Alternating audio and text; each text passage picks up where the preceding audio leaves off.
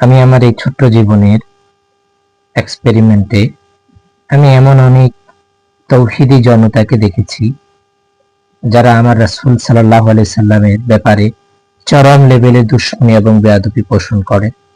পীর মাশায়েখ ওলি আল্লাহদের ব্যাপারে মারাত্মক লেভেলের বেয়াদবি এবং দুশমনী রাখেন। আপনি যদি দেখেন তাদের কথা এত মধুর এবং মিষ্টি, কিন্তু তারা চরম লেভেলের মিথ্যাবাদী, মুনাফিক এবং উগ্র। আপনি যদি তাদের মিথ্যা আপনি যদি ধরিয়ে দেন, দেখবেন তারা আপনাকে মিথ্যাবাদী সাব্যস্ত করবে।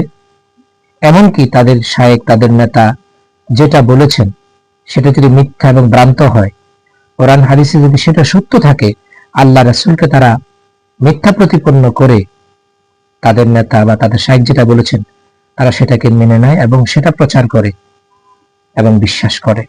এমনকি তারা গুজবের ব্যাপারে সবচেয়ে সবার আগে থাকে।